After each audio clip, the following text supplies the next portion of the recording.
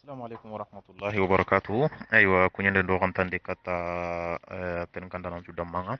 يو كوني ندو خانتان دي دانجي حالي يامبي موريه كي وقتي بيغا دانجي ke sibiti be ga dango ga makatna nyanga ado ni terande yakil torondi killu nyadi yo kenya nya sabu yo ga makatina mpoendi hari internet ng bare nyaga ko to maka ko tanga yo kenya nya sabu yo yang ga makatina nya kudo nan katina masala joki do masala batenga yo nat khada ga mare menya do me madi brom kante lenki masala nga kebe kamago masala kutiani harso kada batenga kengani o sheikh gorenga sheikh mohammed lamin drame o gada ake masala be jopa o do ken kutenya na me harsa yelen ko garni masala kebe kamma ken pay o gara kebe halqa ma juzurabe be o garni digam ken kamma yelen ki gallenga yo orni digamu tombo hilla kamma tombo hanani kanui tombo hanani oda digamu deja nanti atugunnagu na togos na uta bangenga na lawara kharalle magunga na lawara ma moisinga na lawara mbakke moisinga na daga wara aga daga sila handa mundi kudon daga hijunga yo onyo ga sigi hijun daga nya kamma yo sa sogar na utu no kumbe kenna sagante baka hijunga tarikhun kare o makati na maluma gabe gabe kita o makati na ho gabe gabe kita himbe ga diga munu hiju keno ko aga ni kebe aga ni no ngam ko be ale hala kedi a hijun ga dangi mo ko baro hijun dangi halle aga sabati tarikhu gumun chuma ga nanti addu ta halle hijunga nanti geli hijunga makinya madu ta halle hijunga gara wakati be kutu anya karangana ken no nyadi ada kitab gabe gara ken no gondi no ko ita ito aku nganonga yo ken cabatin tenga tuano gabo maga yo hakkebe gado o manka agara kharangu kubeno aga bugu agara kitabu beno khara ado aga khara kubeno maga tuano kubeno maga nunga o konto kunya o makatna ndiga ngabe kita kunya kamma yo ken no ko a hijun taren no o jalini kenga honne allanda nya to gona kita kamma sir ngati mante ona kitena kinyandi e mare menda manchui inshallah ulen ko ga diga munu tombo beno kamma ro ngara ko mo be tombo ko hiliani tombo hana ni kanui sheikhun cagante baka hijunga sheikhu malamin cagante baka hijunga killen nogondi yo aga buguti killu kubenua kebe ganya hinu benu ganya killu nogondi ona diga mukun kamma yo tombo hilandi ngani kebe ari halle ari yanga na logun juru gemma igara gem aga malle maguti mo kebe jama kebe ga buguna gemalle magu palle aga bakke be nyananti waraga na ya to bakkelin konjiara faga tu mo gombe gara ko diga mun nogondi nanti shehu ngara bakeli adi mai sinya ci bakeli ai agara kharati nonga yo kempalle agara gana amula daga bugu kunga ken pinu gandangi mo gombe kendo oragati ni kenya nya kile me kile be ga joppe agada gajange ni me kile mpaka joppe ti kenya ni bona ronte gunjuru agaroti khanne be ado andaga bakeli ki kebe ga nyano hinu be nu ganya ken no gondi kenya hada nyonto agara gajange kile ngutu kudo nan katina lodo jihadu mbatenga nan katina ngaja aragan kawana mbuguti killu be no kumunya hada kenchara yo garandiro ken kadi na gajango joppe mo gombe na gajango joppen tonko haro go maro gajangen cusuri lenki wona gajambane ke en konko gajambane be akati na lokendi agara ken joppa agri halle hijunga yo ndasi makenya hay ahi nyi mejo pante ngoga aji hadu be mekono ajo pante pay kenya wala ndasi makya hay lenki tombon pilia oga mulana ndiga mukubenu kama yo oda maluma no gonu muguna kaso gari katoi bisiga tirndin kara nyani ono tirndai yo goda ojo nya wara katto ojo ke gaddi kam kebe kam makene nanti Sheikh Mamad Lamin Drame nanti gelige latugu nawu adaga khara goria ali le bina gunya goria na mai sinya gori na qur'ana durusi gori nan digam hoggabe gabe kamma ntatu kebe gada o kebe gaddi kam ojo ke no gonda ga kono yo makka mantu sira be gani ga ida kenke yangara terinka yonta kama to gella gana akama araga tawasulu nyana dim batenga gamula na maluma sabatin tenkita maluma kebe to agumbe ga aga gri Sheikh Mawad Lamin Darame mesoronga aga gri kebe ga gra mekismarunga yo gara kubenu kita ado kubenu ga sahe Sheikh Mawad Lamin me branta gun nogonde ado kubenu ga sahe Sheikh Mawad Lamin me sorom kitengure ado to anu benu ga nyino kunga yatu siringa yo gonu daga breme kama kunga da sahandu benu nyakama yo aga nalla kama nalla hikum maluma no kita na purke nan katina to agumpo siren chanki yo ona kenya khanu ken kamandangani boni angana tarikhun karampai tarikhu sahanten kara ado tarikhu bega kitati Sheikh Mawad Lamid Drame kismarunga ado Sheikh Mawad Lamid Drame bonchongunga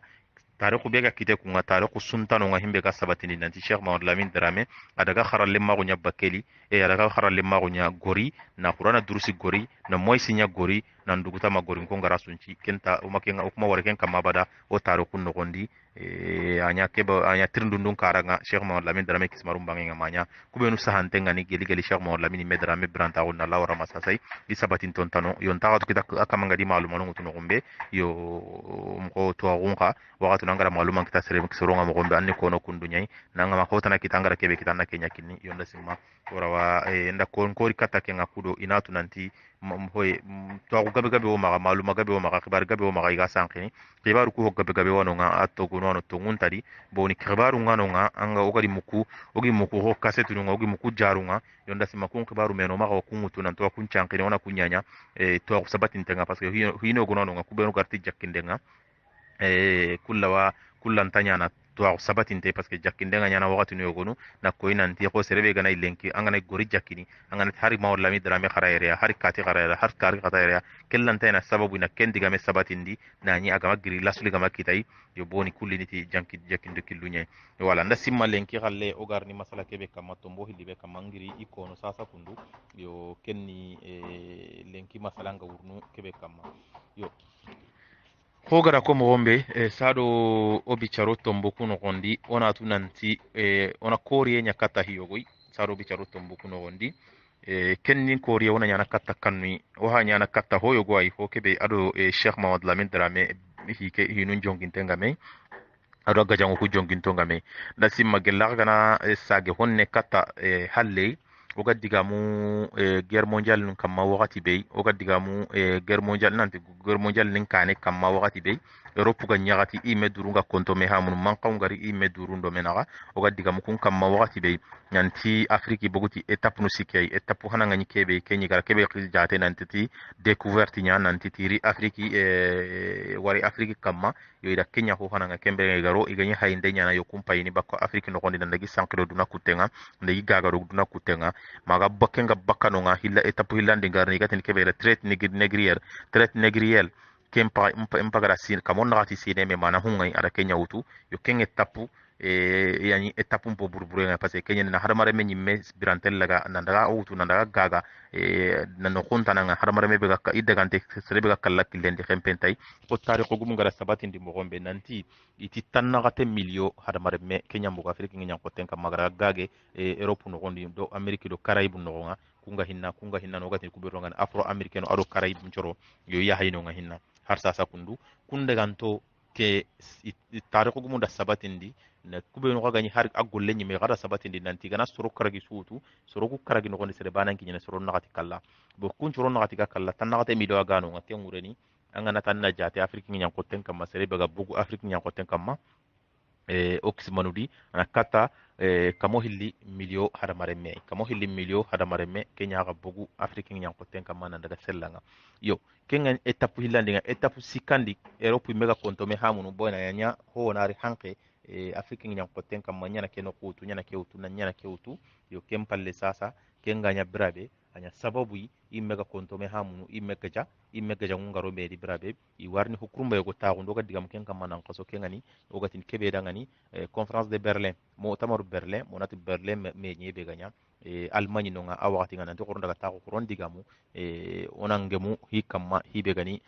oganta gaja gana afriki nyan ko ten kamma ko gi khallen kitana nani amanya gaja ngi kemme nyi anya kambire anya ogatin wakati ke sine kebe dangani ujine kamo segi tanchege ado sino nagati ado ujine kamo segi tanchege ado sino karagin naga anya ken no nyadi bo oga mannoga ogaro kedi ogara ke hakki yankande nya kedi ke wakati nyanya na ko inantiti hoyenganya afriki hanke ato tubon ngi hanke ngado afriki batenga imerga tawo nanti qorongemu igemme kenya mania nanti qorona afriki tagan di ko aga nankari anga aga tawo na sada sada gado menaga bona gumbon tagan gado menaga yonda simma iyani hoyenga imani kenga igara europe tagandi igara afrique tagandi ido mena kay kun europenu ko gadi gallen kita yonda simma kya hay hakri yang kandi na koy nanti o warni ware ken gondi boni kya hay wakati ya tagandi ndeke halle mubasharatan wakati be Sheikh Mawad Lamin Drame aga sagene bakka hijunga nan kinyoy wala nasi makya hay ken atinga alla dungen kama onariro o jonu kutundi ona digam kun kama pour que hamina kititi yo hoga gradi gam oga gra kono mo kebe oda hakiri yang kandanya hinu gonu kamma kungani hinu be no do Sheikh Mawad Lamin Drame hinu ku jonginte ngam sirsiringa kengani conférence de Berlin nga kenganya 1885 1885 84 85 an joppe 1884 lagarunga na nyame 1885 la joppa dunga yo kempalle Cheikh Mamad Lamine Dramé ay sage killengutu Kenya di nan telengorni kencage awakinyene debi hano benua akhbarunga sankini nanti ay killendirni kenni ogatini debe be dangani Sokoto Nigeria nogondi nda simma Sokoto serebe gana amundu gelli ganni debi qas qase nyani islamin debi qase nyani ko gatto moktu kono malindi mo gombe agani islamin debi qas qase nyani Nigeria nogondi gella gana serebe gada Usman bon danfodi muku Usman bon danfodi a to ana qoro qore nyani dinan to ana qoro qore nyani ko ga Ahmad Baba kono mo gombe malimbange ado haruga diga mun Cheikh Mamad Lamine Dramé kamma mo gombe Usman bon danfodi hatta jamia nga Nigeria a togo nyimmei yo akenyi kende be ay sorobe nuga sigi islama gunda ngani ga golli islama gunda silsili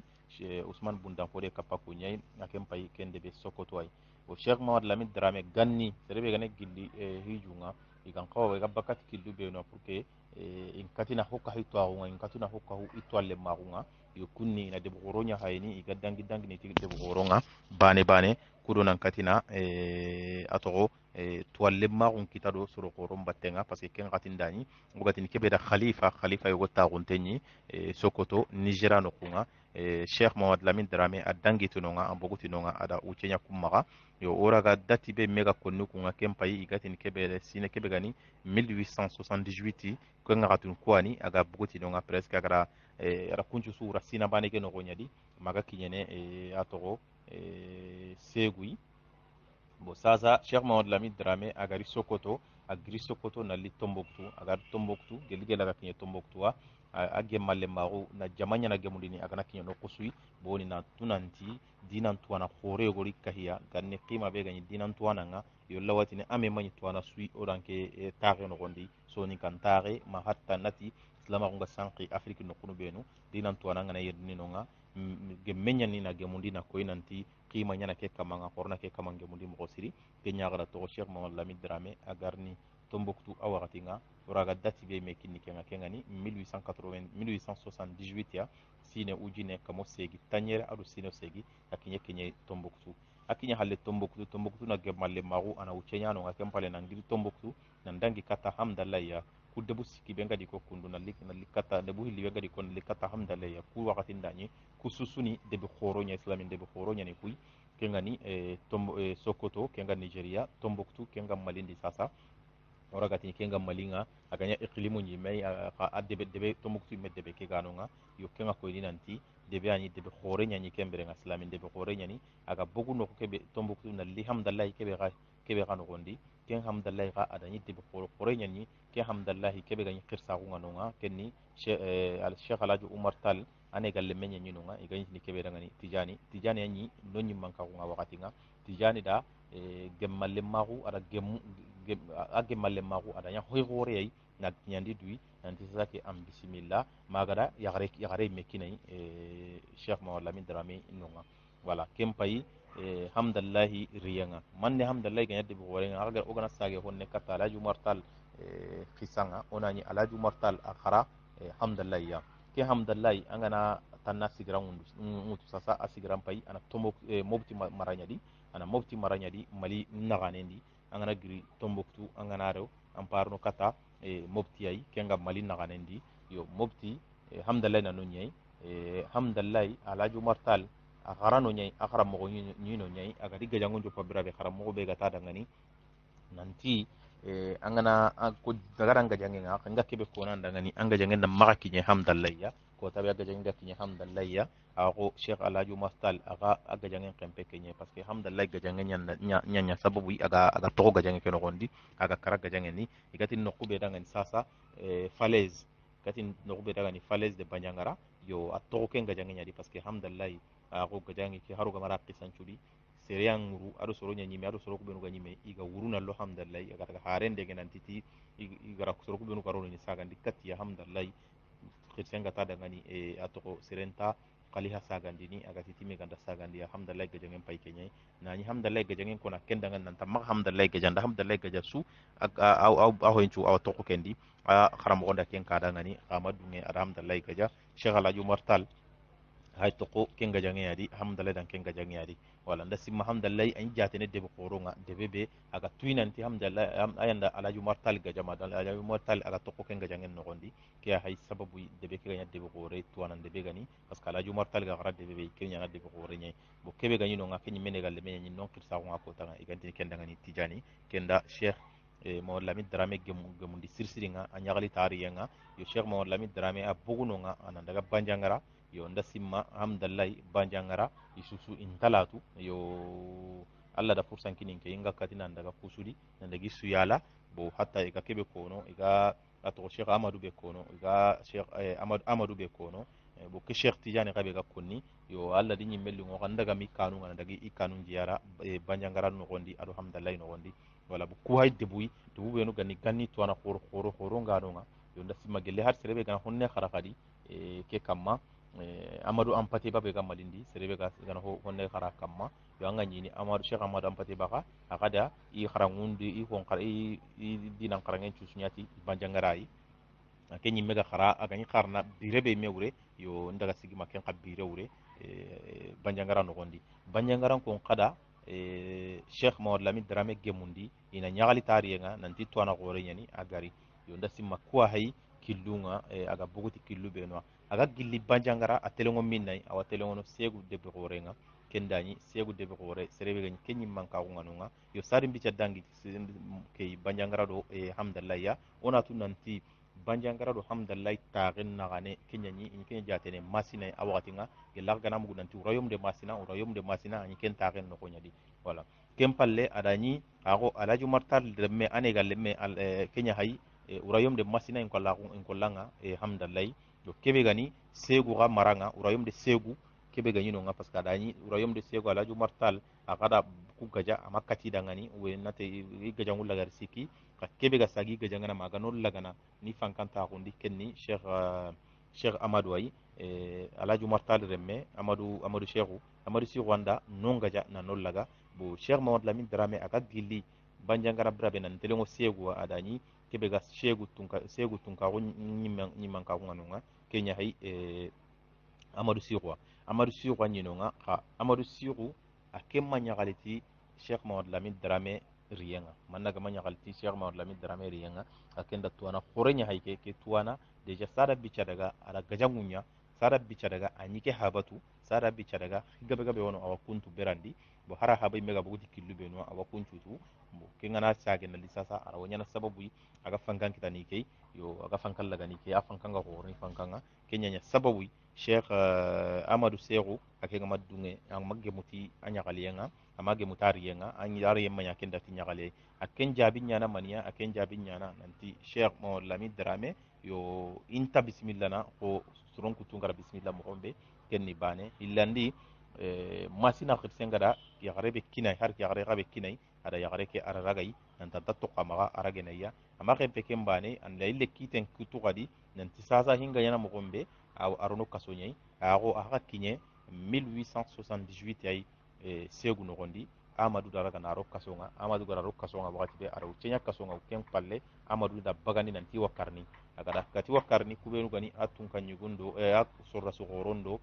gajangana gorobenu ka maka kunta daga ni amma kari boni keni sereya serebe gani sere tunte nyani maka kari ha anya daga ni suri parce que khara lemu ni daga na khara Cheikh Mawad Lamine Dramé maka awakatinga o kempalle kita ada maninya aga segu no kedi soronga daga na parce que anyi misiri gore nyani segu misiri gore nyani kebe gani tunga nyugo nyime misiri nga atake nyino nyai bo ago salli wakatu ngarni no nyai andak bo yi kasonga nga gani kasobe no anda buguno arni no nyai bo kempalle ada tunanti kenga na tokono so qima nga to fay segu no gondi yo keta da laydu tunanti sa kan taka to segu no gonda baka segu hon karande bunye anda ganonga ina korosi no nga ago awakasonga awakasunya na no nyai sa aga boguno nga gara katta de bi hana be gara telengo de me hana be nan tawara taaguna ga kinyano nga de be nyimme soron titi khairi nya har katti kunga nanti Cheikh Mawad Lamine Dramé awarni kumbange nga awarni kasonyi kumbange nga de be ke togo be mega nya ira togo ke me bagay nanti de be ke togo nya ga salamu de be ke ni kisen de be nya Cheikh Mawad Lamine Dramé gari ina bismillah ken de be angane de be ke ampay hangenya kutu nan daga jimpalle ago Amadou Cheikhou da Sheikh Mawal Lamin Dramé la tondi bakkalu na hangen ngari naga amma hay amma katina sorona ma katina tintai to ko be ga maga aga kata sanki no gombe aga nyana tuwanu po gorenga ka hon nogondi ma urayom nogondi ke ha yana sababu aga walla ken no kuy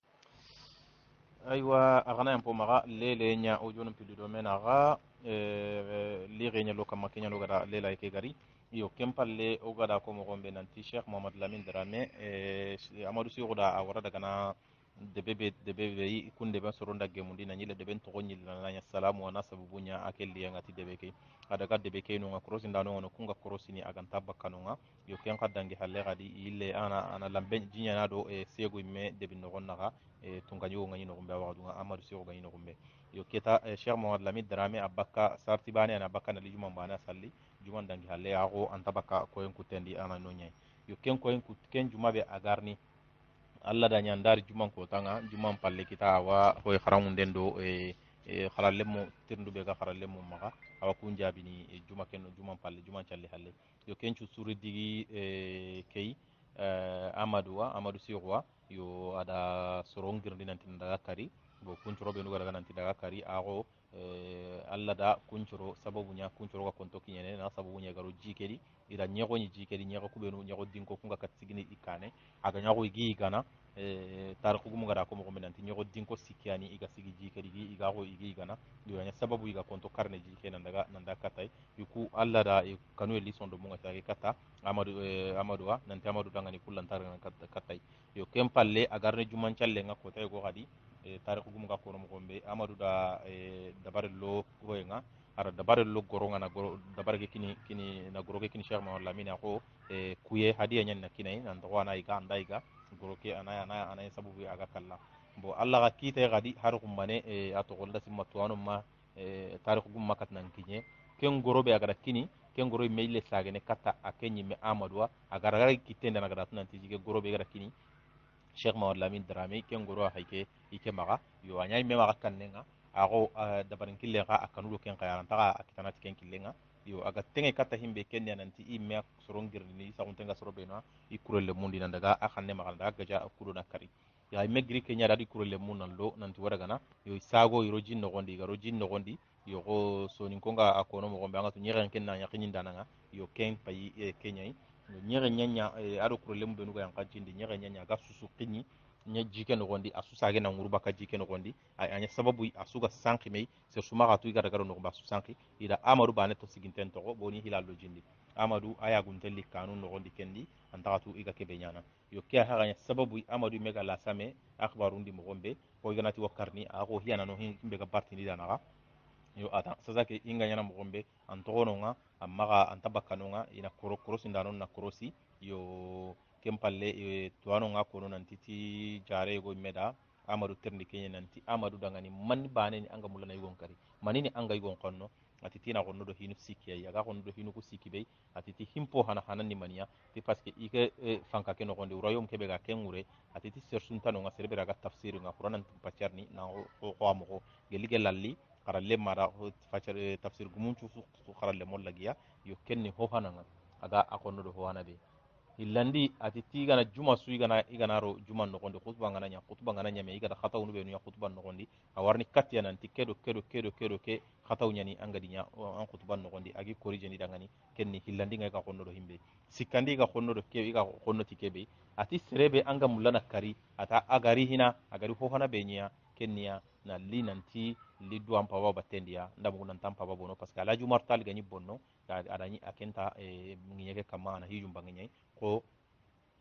kubenu gada ko atoko ngada ngati nda ojonu benu mugo gadi gamunu ho en kamma Cheikh Mawal Lamine Dramé kamma yo kunda ko nanti ko Cheikh Mawal Lamine Dramé ado alaju martal igaja domeya bo ma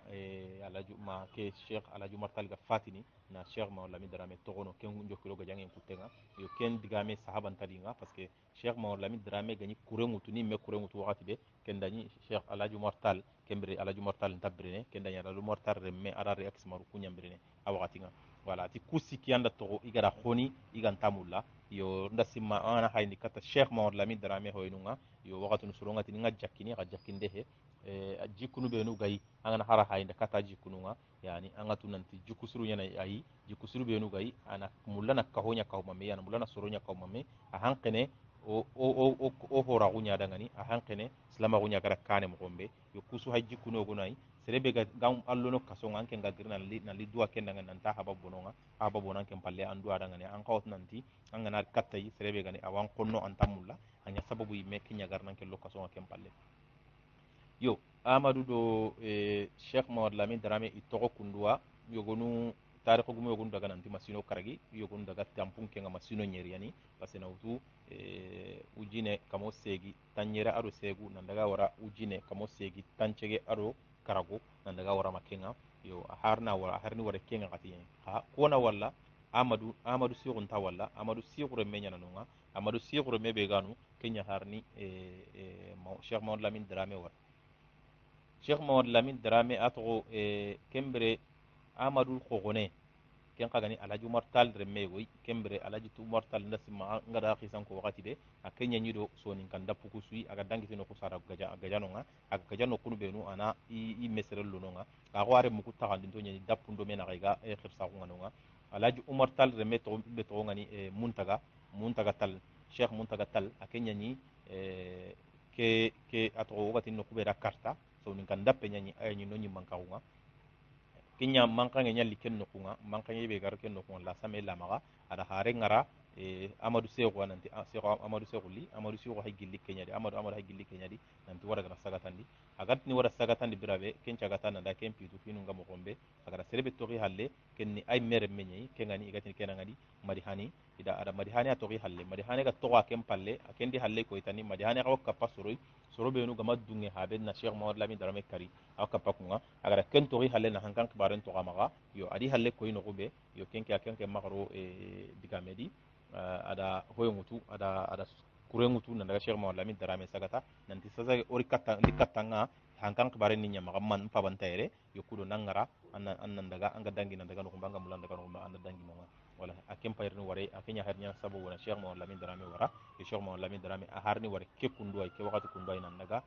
nan dangi cheikh mawad lamin darame hay baka segu ken no nyadi aga baka segu aga tengene no gumbe wakati ni no gumbe da nyamena sonin kan de benyani yo nda simma gella gana serebe gana katina serebe ga mali en 1991 coup d'état be ganya mus atetenga da amadou touman touré ga coup d'état be nya atetenga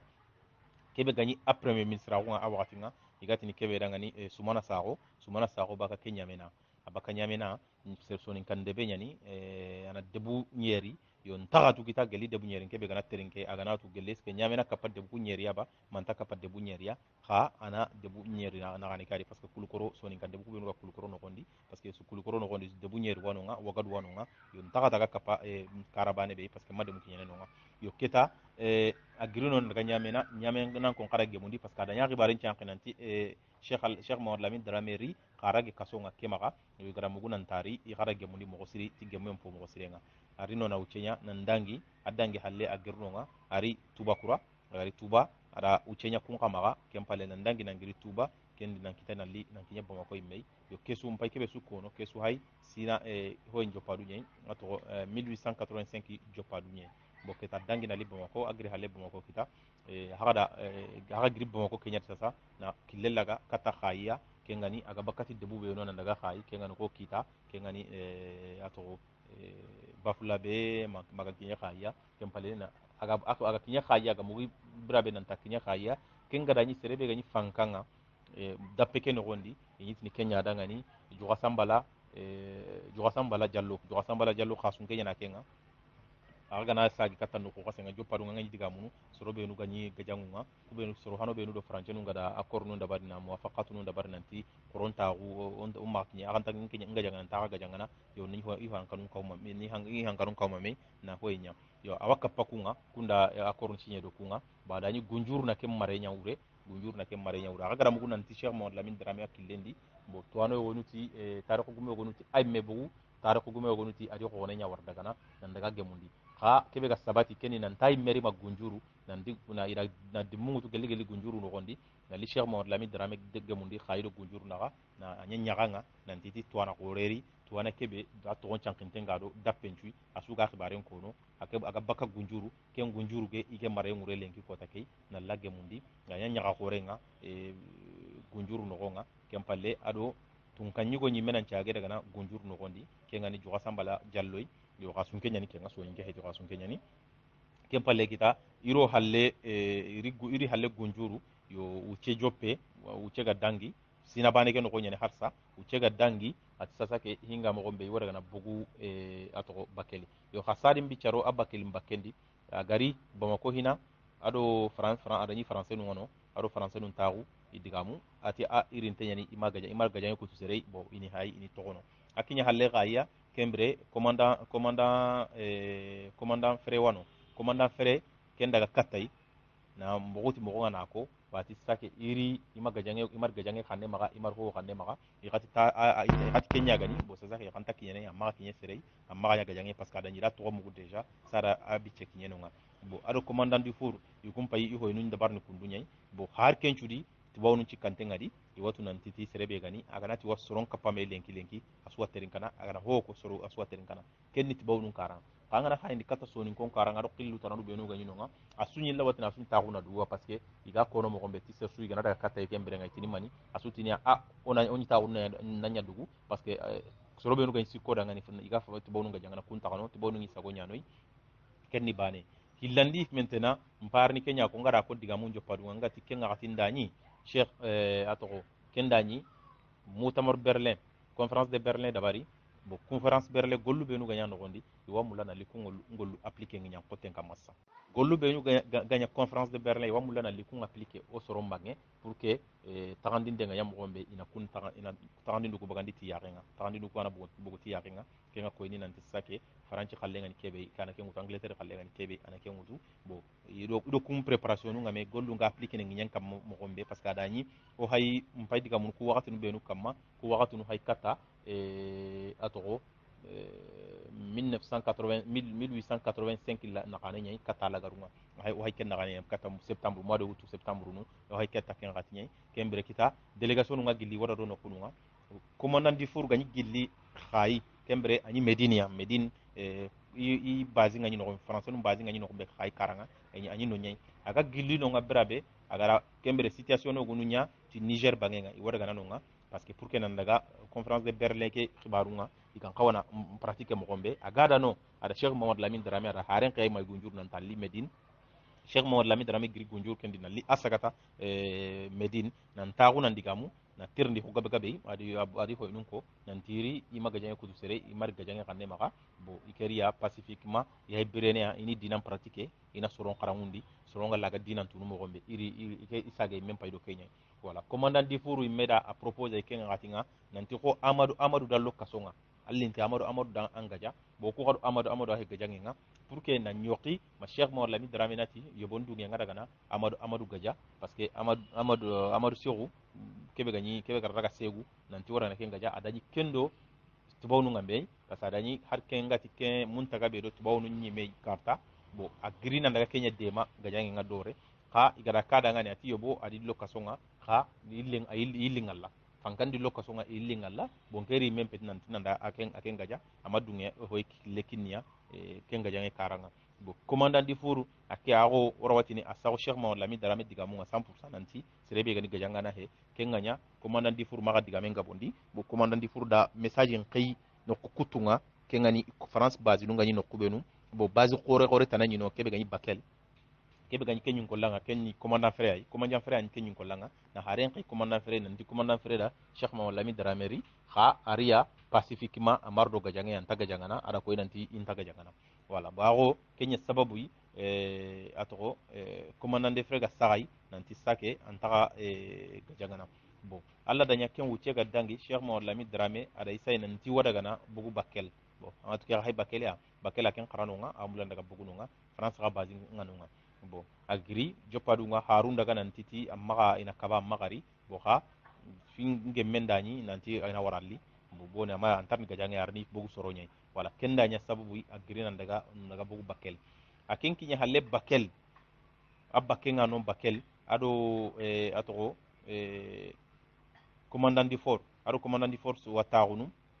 ndi fort wataxunu ken pale nange mo hogu hinogonu kamma kengani ko pacifiquement imbireme kamma nani amanya mankange amanya hotane mais kebe ga gollen cu bonondi ni ken nogondi a ken kinya halle bakel akinya halle bakel ke wakalla tubawnu nga ke karni mogo yogori tubawnu do tubawnu kubenu garo tubawnu battenga iwa abokar sada karni abokar sada iwa ken karni abokar sada gana karatanni golle nga nyagamini parce que cheikh mohammed lamid drame awatu nanti tata ke hinyagami parce que cheikh mohammed lamid drame adaga no nga mois de novembre wa décembre le 18 décembre abokar sada kara ida abokar sada kari abokar sada kallem pakanya sababu cheikh mohammed lamid drame ga kutidi nanti gara digamu be ko nanti ta sere karni inta sere gajangana iwa soro ngalla nani adani da sonin kontoro parce que wakati ndani ko ngar dema ko no ko kaso gudi mo gombe ke ngati ndani ida debumbi sonin kara ida imbello soro nyi gandundo i lundu ho osui ida na soron tenumbi ida kencu nya sonin kondo me nda fukuno gondi nanti sonin tatni sonin kombane sonin kondo hulundo wolo fonu be ko tagendi so suga manyanga dunge ida imbelliya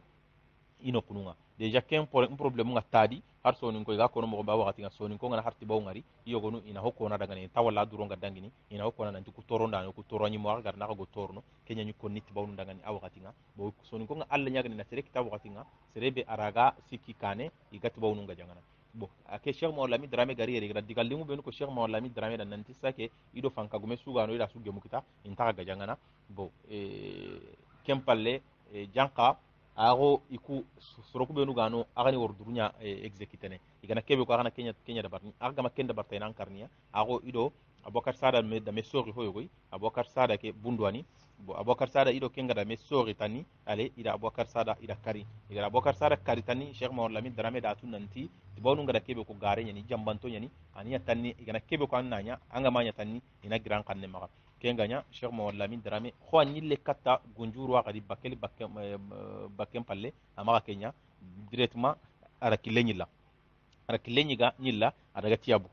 agaraga tiabu kebre kebe tiabu fankanga awati nga itni kenya daga ni atoro sina hawa bu wana ni tiabu fankanga no tiabu agrina da kencha gata na mo ko kenda nanti ya ganga tibonu ku mo gombe inta khair mulla imar nanti ti ido serena me hamu ini atani no mara ini sagonya iganati ke bona kenyo gona bara ino kari bonanti sasa ke ike gara hingari mo gombe ani dema ana kurele munkiniya ana kuren kini ke incigit kuren battenga amati ana fankan kini yade agara haifa difference be anga difference be tunu serebe gado fankan gado serebe gado jaman kairin battenga titi kara kuren kini nga atina kurenya kini ya kurele munkiniya ike wasiki iwaga jangana bo ha ama déclarer battendi nanti wati bawnu nga jangana parce que awati ndani déjà fankan no gondi ser gabe gabe nganunga awe hatta fanka gabo nganunga igara koro ndabar do français no battenga to bawnu battenga awati nga wala ama ko nanti nga français no jangana khatin na kurele munkiniya iwa gajangu ngirndini soro benu gadi toro nan kaso kubenu gadi toro nan kaso kempai ato gamo soro nyai gamo soro nyai tanda soro nyanda toro nan kaso ngati kubenu wayle transformer ne kempale na nyago mercenaire nu na nyago ato tirailleur nu français nu dangani o mante khakeno gondi kunya hay igara ali kunya soro hano benu gara ali nu chaado france batenga o gara gajan kasebe ko cheikh mo lami drame gadi mi gargana kasonga kunya ndaraga kasonga gajan ke no gondi wala da ucenya kumaka atitira na kunya gaja parce que nanti kun kafiru ne hassa sai ga sigira kebe bo kafiru nu benu gani ido français nu kada alliance dabari iga hinna français nu de mana parce que ato historien nu da ko nanti hoybe ga daga ato hari sa abokar sada kari kumpai kunchoroi yanda ga abokar sada kari daga abokar sada kari ago har sasa kunya hay tokkono nga ago yani gajanga no nga français nu daga ni hinga na nyam gombe yan ciki ika français nu daga ni atitina kuren kinya pour que nda katna indaga kunya kane maka indagi gaja yo kenda ato tiabu tunganyi gonda manimi ada maninya ada ujunu hilli harmaremme ada kenka umame ujunu hilli gajallemma ada kenka umame nikinai mesori tuwano da mesori hoyo go kamma nanti kurele mu kusura menyi jawara bega senegali bon yogonuti ay jawara he yogonuti maniyeli yani yogonuti manayeli he yogonuti baluani kaga nyam mo sudi ko ana kuna kanu do menaga bo tariku gum makatna menyi ho bane kamma kaga nyam mo sudi kuna kanu ani iga katina menyi nokku kem palle ara wanyana imme ida me no ko kutu ku indar no kusu fona ka hujamanga wala bo soronda isen antiti menyi menyi nyati era menyi nyati era parce que geli cheikh mo lami drame agara jaman kita awara kille ngutu nanti wara gana gamon gamon ko ngaja tanda kunga bundu halle parce que angana bugu ti gaja ga yangana ro bundu angana bugu bundu ani anari tan marebe ga yinonga tanda marebe ga yinonga kenyi no nanti wara gana kunga ja bo hay kille ngutu kiya di sasa nanti wara gana kunga ja bo hoynga to ato kuda ko nanti aga grita ado kuri hana be ga gemu kenyi tibawnu kure nyai adi gemu minna adi gemu ato guran koleya adi gemu guran koleya anda simma adi gemu guran koleya adi ka gemu guran kole français nu turbo be ga gemu guran kole ikum ndai sai nanti war sikka kani na sagandi mais directement amaro diga ngabe di ada gajan en déclarer kunga ada kunga ja kunga wurnu ku homa to kunga bo ima kejjate gajan korondi parce que kengenni ndagante no ko sere go sigin kan nda bugu kan ndangi da kejjate kenyadi wala cheikh maodo lamin drame ahid kilele gana kenyadi bo problem ngani himbe janka dani tibawnunda akkoru nya sinyedo fanka gumu ko ben suga yinonga nanti se suga na giri nanti wada gana gamon ko gaja imaga dunge agada gana gamon ko gaja bo problem parni era parce que nga bugu gaja ga garo bundu ta bundu kenda kebe ganyi fanka nganonga awagati nga kengani ato roi umarwa roi umarti antara gana kempaganya mois de février de 1886 aken tantara siga kane nan tantara alors que agari aga kinye bundua ada autorisation pare nya girna soro nya girna tin daga ko tunkanyi wona ani wara wadangi na autorisation kini wadangi ni iwara gana gamon ko ngaja parce que gamon ko ndikero iraga nan qaso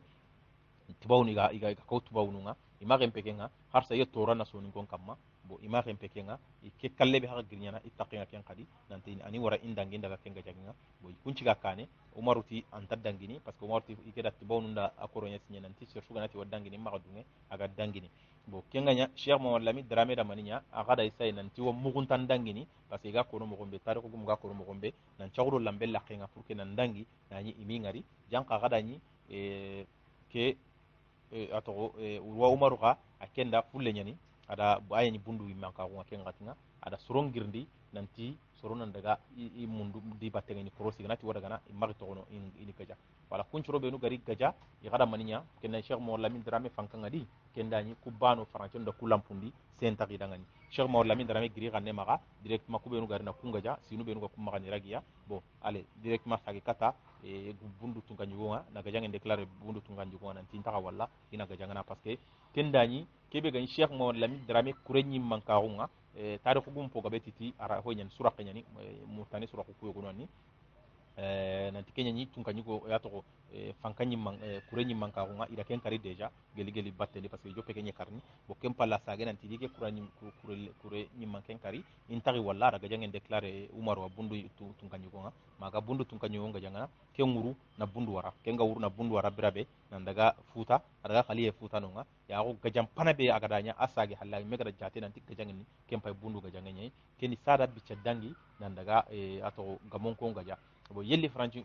tubonu nga walla gara gana gamon ko ngaja parce que bon gamon ko ngantano ngo kota be tanda gantano kota be ago franci fankan ta kanu parce que fankanu be no go maka kendi soni kan ta rendi parce que kenna ni ura yom bucun su bucun ngano tun kanyu nga no kunu kusi kuncu su gana kawame ni kitun kini me ke ngure ro franci boy bazin su karna baka no kuke bo sasa est ce que franci nga walla aga dangini parce que déjà a hara bundun kon ni ada bundu ni bundu futun kan yobe no ada ni kenni makenga wurnu iga kono mo gombe ken ndangi nandaga atoko nda kale ma futa imman kenyi wala ada debe nyimme wara bo ken palle ken da ten nanti manda ngurdi atiti wallahi iro ho adi atoko malantandi nyani me famu mbalagu nyani me famu mbalagu kebe ganyi dangani toranga ken palle quoi wala mera ken ko ken dangani na ko nanti inimisi igara kebe nya cheikh mawla min darame bonanti tora suka kinya ira tora kesu sagandini ina am pay munda maga bo ken kada cheikh mawla min darame da qur'an ike danginte yani ke marna la ken gaja wala ike dangina nan daga wala ken ga teketi kebe ken cheikh mawla min darame da tali goko ada digame goko na soro peut-être aga mo kay igatini atoko cheikh mawla min darame atoko gara talibe ko ari halle bakka hoyga soronga kono agati ti guwanen ta sakka do guwanen ta taagunu na ikar dimmu terinka migan kinyai cheikh mo lami drame aya diga menika aya tali tani ke nan ti guwanen ta taagunu na ikar dimmu ndugu migan kinyai quoi bo ada kodo sababu be kem pay agari halle tibawnu nga to bindi bindi nu citna dangani bo awat nanti tibawnu ku bindi bindi ngana daga kane a harni nyameti mania a harni nyameti iga soro ku mulli mulli karni mo gombe bo kengani go iga gamon ko ku wallang soro ngani kari arni nyameti kenye i harni ga kariya bitendi kenya ni sasa aga gadi mo gonchironi daga grikata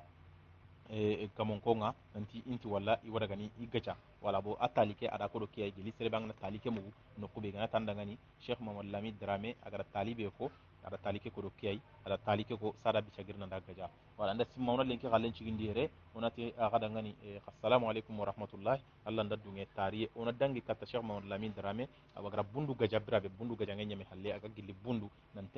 telongo katta gamwa mani nyakem palle aro tubawnu nyakam ko kem palle aro gamon ko nyakam ko kem palle ona ro ken qisandi alla dungen kamma na ko detain jukina ga ken kamma alla dungen nga insha Allah ona ti kada ngani assalamu alaikum wa rahmatullahi wa barakatuh kada ga mare menyi dome madi bram kante insha Allah